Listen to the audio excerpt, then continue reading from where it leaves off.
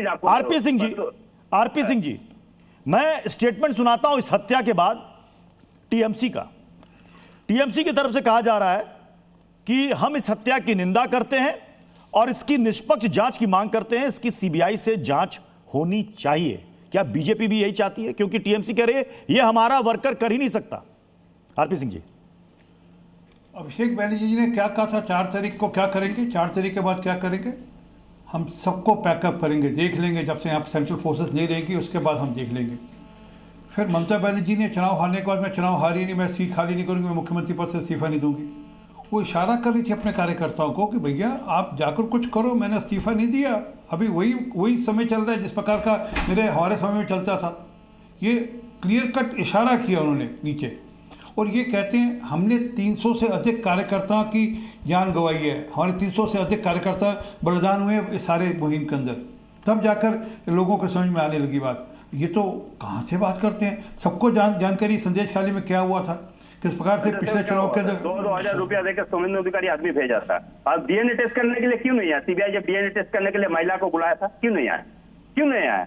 क्यों नहीं आया? आप बताइए आरपी सिंह जी, क्यों नहीं? आरजी कर वाला मैटर किसके हाथ में था? सीबीआई था। सीबीआई क्यों नहीं कॉन्विक्टेड कर पाया?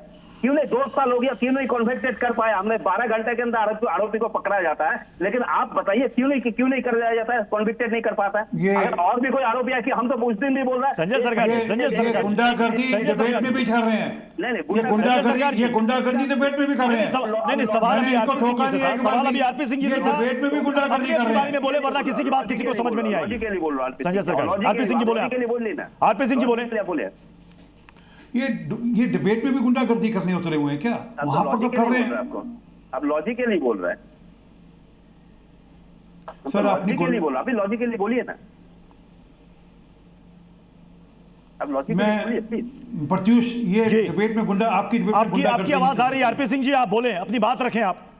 देखिए, बड़ी स्पष्ट बात है कि जिस प्रकार से वहाँ पर गुंडा एलिमेंट, जिस प्रकार से राउडी एलिमेंट, जिस प्रकार से वहाँ पर लोगों को खड़ा किया गया है, उसका आउटकम है ये जो हत्या हुई है और टारगेटेड किलिंग की गई है। और इसमें मैं तो दोषी ठहरा रहा हूँ कि टीएमसी की लीडरशिप इसमें दोषी है। नहीं तो अन्यथा किसकी हिम्मत की वह टारगेटेड किलिंग करे इस प्रकार से?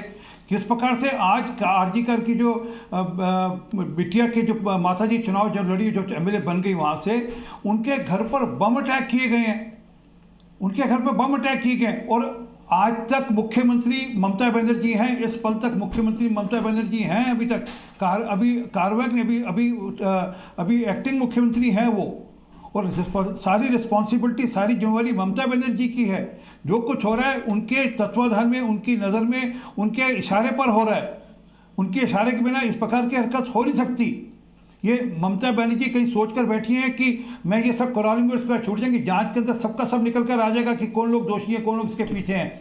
और ये खास करके जो आपने नया पटपन शुरू किया ना कि अपने गुंडों को आप भाजपा का झंडा पकड़ाकर आप वहाँ पर लोगों के हमला कराने की कोशिश करो, वो चलने वाला नहीं है वहाँ पर, समझ लीजिए। और ये मान्य कीजिए कि आप चुनाव हार गए हैं।